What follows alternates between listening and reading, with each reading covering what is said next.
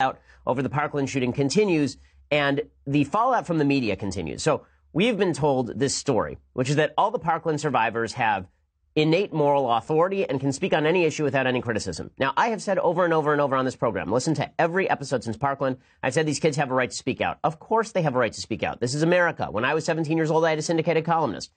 But this comes with a caveat. The caveat is you will get criticized. People will criticize you. People will pick apart what you are saying publicly, especially when you're the type of person who goes on national television and suggests that all those who disagree with you are actually akin to child murderers. If you do that, it turns out people get pissed off. Okay, but the media have decided that any criticism of these kids whatsoever, not their right to speak, not their expertise, right? If you criticize the stuff they are saying, if you say what they are saying is wrong, or if you say, I don't think that they are conducting themselves properly publicly, right? If you say that sort of stuff, then you are a hater. Then you are brutal. Then you are doing something terrible. Okay, I don't understand why this should be the case. Really, in public life, everyone gets criticized. It's part of the way this works. And when you're speaking on issues of deep public importance, fundamental issues to American liberty and, frankly, human liberty, like should you have the right to keep and bear arms, then passions are going to run high. And not only are passions going to run high, people have not only every right, but every responsibility to speak out against perspectives that they think are bad. And I think a lot of what these kids have been saying is wrong, non-factual. I think some of what they've been saying is immoral when they suggest that Marco Rubio is akin to the shooter in Parkland. And when they say that Dana Lash is a murderer with blood on her hands, this stuff is disgusting. And not only do I have every right, I have every moral obligation to speak up against it because it's gross.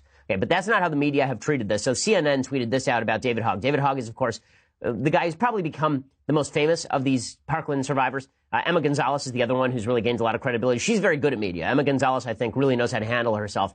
David Hogg, not so much.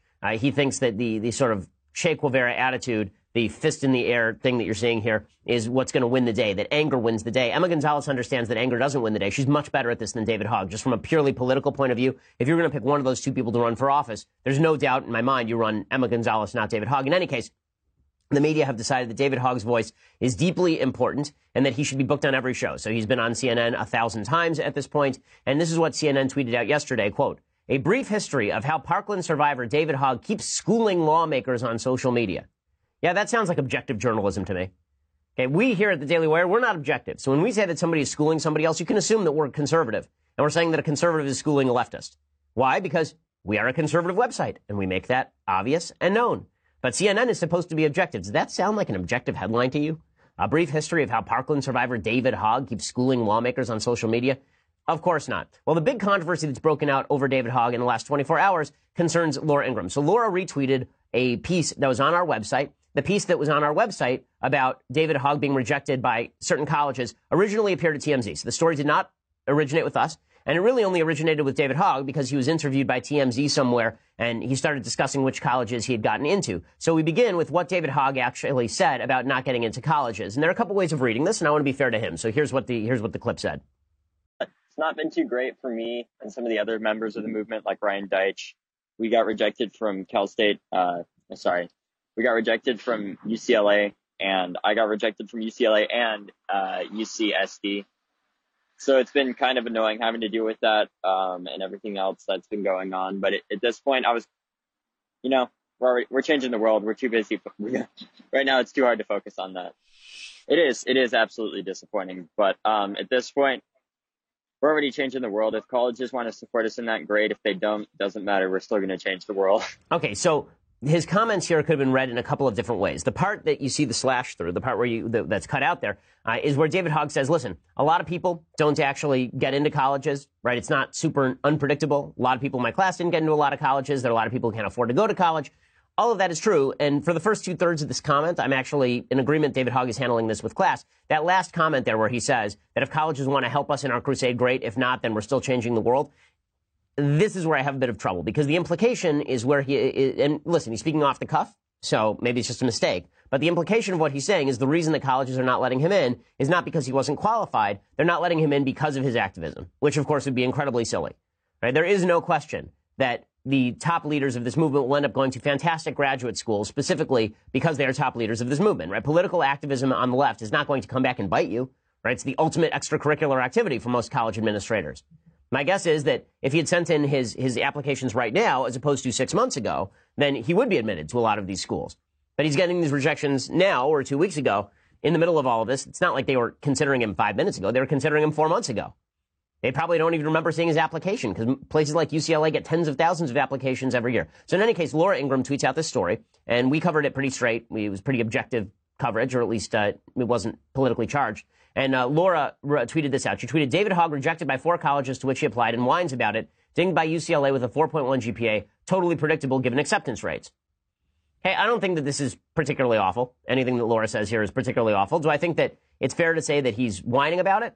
I think it's maybe half fair or a quarter fair. I don't totally agree with Laura's take on David Hogg's comments here, but the way David Hogg responds is what's really important here. So David Hogg responds to this relatively mild critique by saying that they should boycott Laura Ingraham. Right? So he starts immediately, like within minutes, tweeting out Laura Ingraham's advertisers and saying that all these places should drop Laura Ingraham. Why? For the great sin of having suggested that he whined about not getting into college. Okay, she didn't say anything racist. She didn't say anything sexist. She didn't say David Hogg is a piece of crap. She didn't insult him personally. Like really, she was insulting his comments, right? The things that he said. He is part of the public discourse. And this is demonstrative of exactly how this game is being played now by the left. They've trot out a bunch of kids. The kids have every right to speak again for the 1,000th time. The kids have every right to speak. They trot out a bunch of kids. And then if you disagree with the kids, they suggest you are attacking the kids personally. And then based on that, they say you shouldn't be on the air. And this is what David Hogg is now doing. Okay. David Hogg does not have, any sort of moral impetus to call for a full boycott of Laura Ingraham based on that tweet. She got ratioed pretty hard on Twitter, meaning that more people replied to her tweet than actually retweeted it, which is very often taken on Twitter as a sign of it was a bad tweet or something. Okay, that's fine. But boycotts? Really? And if we're really at the point in this country where you say something that's even mildly controversial and there are calls for boycotts, then we're not going to have a common culture anymore. We really aren't. Because I promise you, the right is just as capable of this as the left. The right has stayed away from it. In fact, I used to run an organization called Truth Revolt. It was a branch of the David Horowitz Freedom Center. And when I ran Truth Revolt, one of our goals was to provide a mutually assured destruction. The idea was if the left was going to use boycott tactics in order to knock conservatives off the air, then we would use boycott tactics to knock leftists off the air. And then everybody would learn that boycott tactics are bad. That boycott tactics end up knocking voices off the air or destroying the profit margins for shows that are controversial. I think David Hogg should be able to speak out however he wants. I don't think that advertisers should be boycotted for praising David Hogg.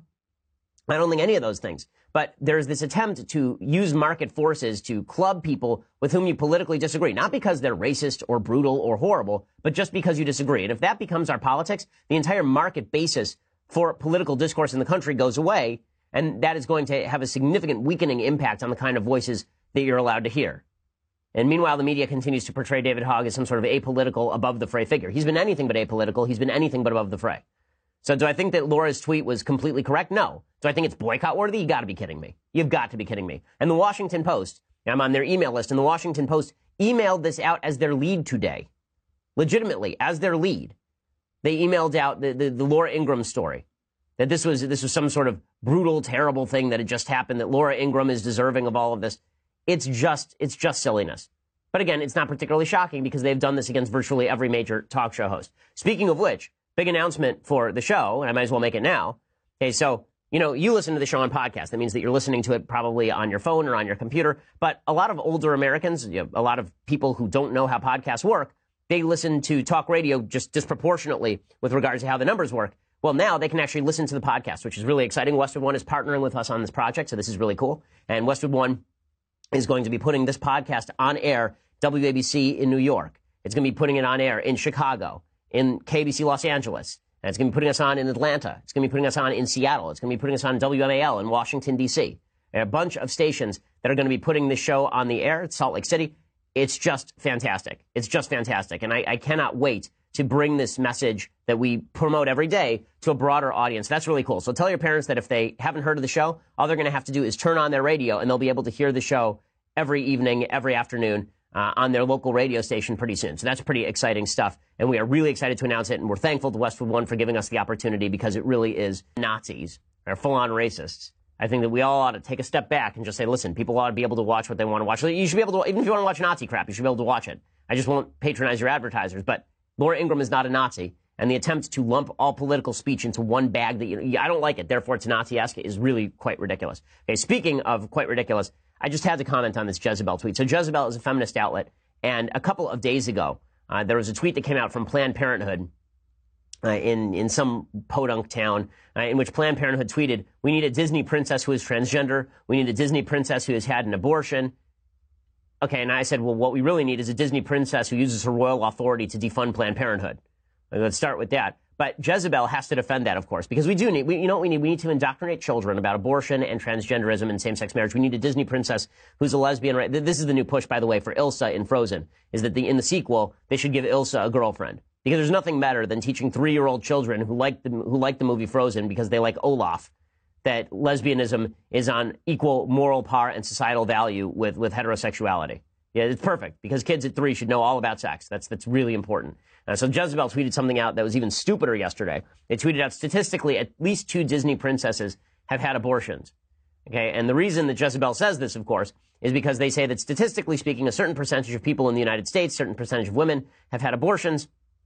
And that means that a certain percentage of Disney princesses, by extension, must have had abortions. Here's what the piece says. They said, we need many kinds of Disney princesses, according to an extremely fun meme whooshing around the net. We need a Disney princess who joules. I don't even know what that is. We need a Disney princess who is falling asleep, calling a cab, having a smoke, taking a drag. We need a Disney princess with chronic UTIs. We also, according to Planned Parenthood affiliate, need a Disney princess who has gotten an abortion. Statistically, like 2.5 already have.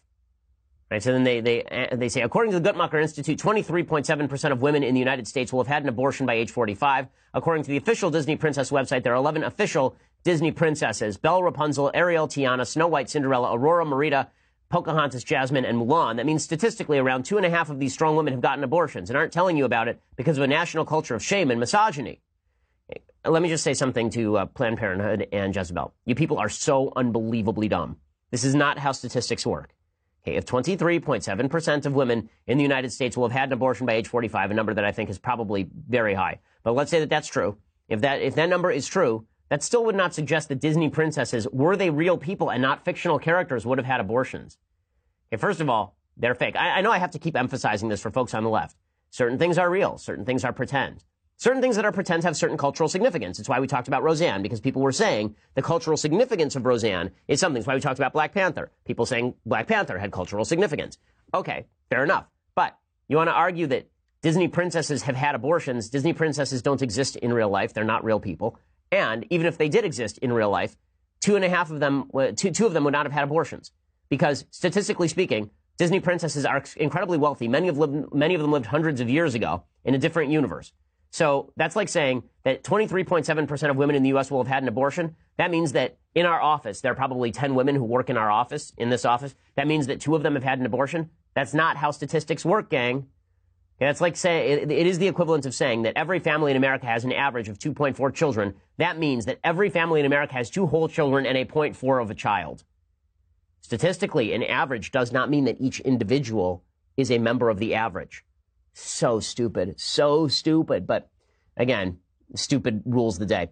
Okay, so now I want to get into some tech news. So the reason I'm going to get into tech news is because there's a lot going on this score. Tech stocks have been dumping. I mean, they've really been dropping pretty precipitously in the last few days. A lot of that is specifically because of all of the hubbub surrounding Facebook and social media, which I'm going to get to in just a second. According to Reuters, fund managers have begun to ditch so-called FANG stocks that powered the U.S. stock market to record highs in January and are slowly rotating into commodity-related shares and other value stocks, which typically outperform in late-cycle recoveries. Portfolio managers holding shares of Facebook, Amazon, Netflix, Google parent Alphabet Inc., that's Google, say they are increasingly concerned that the data scandal that has sent shares of Facebook down nearly 15% to date, year to date, will spill over into all of FANG stocks, imperiling the broad market's momentum at a time when there are no clear companies or sectors to take their place. On Tuesday, an index which tracks the FANG stocks, along with 6 other mega-cap technology stocks, tumbled 6.3%, the biggest decline since September 2014. Google was slightly positive. Amazon dropped 4%. Netflix fell 5%. A portfolio manager said there are legitimate concerns over the business models of these companies, and I expect that they will be ironed out in legislation. So this, of course, is talking specifically about Facebook. So I want to talk about a couple of things that are great about technology, and then I want to talk about a thing that is very bad about the future of technology in the United States, particularly with regard to the distribution of the